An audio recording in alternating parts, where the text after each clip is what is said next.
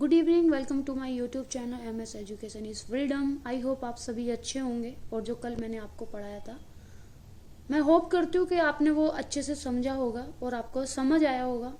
और अगर आपको कुछ समझने में प्रॉब्लम आ रही है प्लीज़ आप नीचे कमेंट कर सकते हैं, जिससे कि मेरे को भी पता चले कि आपको कहाँ प्रॉब्लम आ रही है और मैं उसको क्लियर कर सकूँ। ओके, तो हमने जो पढ़ा था, हमने मोटिवेशनल फैक्टर पढ़े थे, होम मैनेजमेंट। ठीक है, तो उसमें से दो हमने कंप्लीट कर लिए हैं।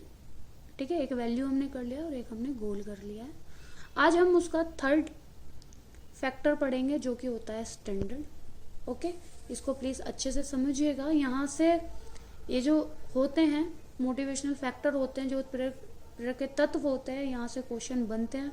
और मैं आपको जो भी समझा रही हूँ, आपको जो भी मैं पढ़ा रही हूँ, मैं आपको सब मोस्ट इम्पोर्टेंट पढ़ा रही हूँ। पूरे मेरे को नहीं लगता यूट्यूब पे आपको कोई ऐसा कंटेंट देगा।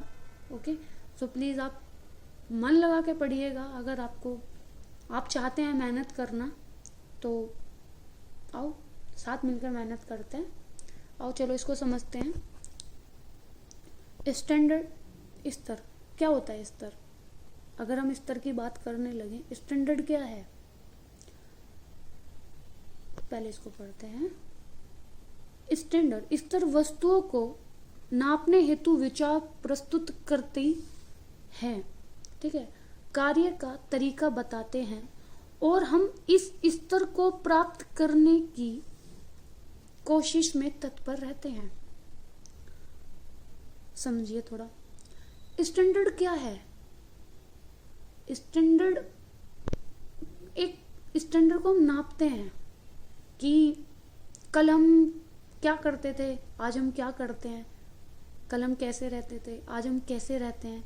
तो ये तुलनात्मक है। ठीक है, तो जो स्टैंडर्ड है, जो हम गोल बनाते हैं, ठीक है, वो अचीव हुआ, कल हुआ था, आज अचीव हो गया। ठीक है, ये होता है। और स्टैंडर्ड की जो उत्पत्ति होती है, ठीक है, उसकी स्टैंडर्ड की उत्पत्ति हमारे वैल्यू और गोल से बनती है। ठीक है, और क्या होता है ना, स्टैंडर्ड जो होता है इसको दूसरों के द्वारा भी कर सकते हैं। ठीक है, जैसे कि आपने देखा होगा, जो हमारे वैल्यूज थे और हमारे गोल थे वो हम खुद करते थे, बट जो स्टैंडर्ड होता है, जो स्तर होता है, इसको हम दूसरों के द्वारा भी कर सकते हैं। ओके, आई होप आपको समझ आया होगा मैं आपको क्या बोलना चाहती हूँ। ठीक है, स्टैंडर्ड एक तुलनात्मक है। ठीक है, जो गोल बनाया गया है वो अचीव हुआ या नहीं हुआ, खुद तुलना करते हैं हम कि पहले कैसे करते थे, आज कैसे करते हैं। पहले कैसे रहते थे, आज हम कैसे रहते हैं। दूसरों से हम इसकी तुलना करते हैं। ठीक है, इसकी उत्पत्ति वैल्यू और गोल से बनती है। अब हम देखते हैं कि ग्रासम कैंडल है, इन्होंने जो स्टैंडर्ड है इसको क्या कहा है और कितने स्तर पे इन्होंने इसको बांटा है। यहाँ से क्वेश्चंस बनते हैं। मैं आपको फिर दोबारा से रिपीट कर रही हूँ, अच्छे से पढ़िएगा प्लीज। ओके, ग्रासम कैंडल के अनुसार स्तर क्या है?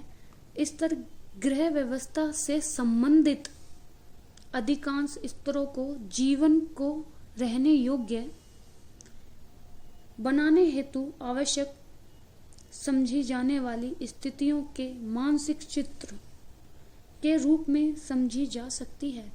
तो इनके अनुसार जो हमारा स्टैंडर्ड है वो एक गृह व्यवस्था है। ठीक है, उस जो हमारी गृह व्यवस्था उससे संबंधित अधिकांश स्तरों को जीवन को रहने योग्य बनाने हेतु इसको क्या है, आवश्यक समझा जाता है। कि हमारा जो स्टैंडर्ड है, जिस हम घर में रहते हैं, तो उसमें जो हमारी मानसिक स्थिति जो होती है ना, उसके रूप में इसको समझा जाता है कि भाई हम अच्छे से रहेंगे तो हमारा स्टैंडर्ड बनेगा। ठीक है, तो ये सब क्या होता है, ये सब हमारे घर में होता है कि भाई अब हमारे घर में इस चीज को रखेंगे, हमारा स्टैंडर्ड बनेगा। तो जो स्तर है, जो स्टैंडर्ड है, इसको एक जो हमारी स्थिति होती है मानसिक चित्र के रूप में समझा जा सकता है। ओके, हम देखते हैं। ग्रोस एवं कैंडल के अनुसार स्तर दो प्रकार के होते हैं। अगर आपसे पूछा जाए ग्रोस ऑफ कैंडल के अनुसार स्तर कितने प्रकार के होते हैं, तो आप बोलेंगे ग्रॉस एवं कैंडल के अनुसार जो स्तर होते हैं वो 2 प्रकार के होते हैं। वैसे स्तर जो हमारे होते हैं उत्प्रेरक, वो कितने प्रकार के होते हैं? 3 प्रकार के होते हैं। बट इन्होंने पूछा है स्तर कितने प्रकार के होते हैं ग्रॉस एवं कैंडल के अकॉर्डिंग, तो आप बोलोगे 2 प्रकार के होते हैं। एक परंपरागत स्तर होता है। क्या होता है परंपरागत स्तर? ये क्या है? समय के अनुसार न बदलने वाला। ओके, ये हमारी परंपराएं हैं जो कि क्या होती है, पीढ़ी दर पीढ़ी चलती हैं। ठीक है, ये हमारी संस्कृति है जो पीढ़ी दर पीढ़ी चलती है। हमारी संस्कृति में अगर ये है कि परंपरा है हमारी कि सुबह उठ के हमारे घर के जितने भी पर्सन होंगे वो सुबह उठ के खाना खाने, नाश्ता करने से पहले पूजा करेंगे, तो वो हमारे पीढ़ी दर पीढ़ी चलेगी, वो हम करेंगे। अगर हमारे घर ये संस्कृति है, हमारे यहाँ परंपरा है कि सुबह सब पूजा करके सबके तिलक होगा, तो वो हमारी परंपरा है जो हमारी पीढ़ी दर पीढ़ी, एक पीढ़ी से दूसरी पीढ़ी तक क्या होती है, ट्रांसफर होती है। ओके, दूसरी है परिवर्तनशील नमनीय स्तर, जिसको अपरंपरागत भी बोलते हैं, लोचशील भी इसी को बोलते हैं। ये क्या होता है? ये इसको हम चेंज कर सकते हैं। ठीक है, ये चेंज किए जा सकते हैं, इसको इसको जोड़ा तोड़, इसके साथ जोड़ तोड़ किया जा सकता है। इन परंपराओं को हम बदल सकते हैं। भाई पहले छोटा टीवी था हमारे घर में, अब हमारे घर में बड़ा टीवी है। ठीक है, ये परंपरा नहीं है। जो अपरंपरागत चीजें होती हैं उसको हम जोड़ तोड़ सकते हैं, बट हमारी जो संस्कृति, हमारी रूढ़िवादिता जो चल रही है उसमें हम चेंज नहीं ला सकते। ठीक है, आई होप आपको ये सब समझ आया होगा इतना। अब हम आगे पढ़ते हैं। अब हम देखेंगे निकल एवं डार्सी के अनुसार इन्होंने कितने स्तर बताए हैं। तो जो निकल एवं डार्सी हैं इन्होंने स्तर को 3 वर्गों में विभाजित किया है। ठीक है, ग्रॉस एवं कैंडल ने कितने में किया था? उन्होंने 2 किया था, परंपरागत और अपरंपरागत। अब पूछा जा रहा है निकल एवं डार्सी के अनुसार, तो इन्होंने 3 स्तरों में, इनको वर्गों में, जो स्तर हैं उनको 3 वर्गों में विभाजित किया है। पहला है संतुष्टि के आधार पर, दूसरा स्थिरता एवं परिवर्तनशीलता के अनुसार, फिर है तीसरा गुणों के आधार पर। संतुष्टि, हमें कब संतुष्टि होती है, किसका मतलब स्टैंडर्ड को पाकर हमें संतुष्टि होती है, उसके आधार पर। स्थिरता, जो कि चेंज ना हो, स्थिर रहे। परिवर्तनशील, जो कि परिवर्तनशील चीजें हो, गुणों के आधार पर।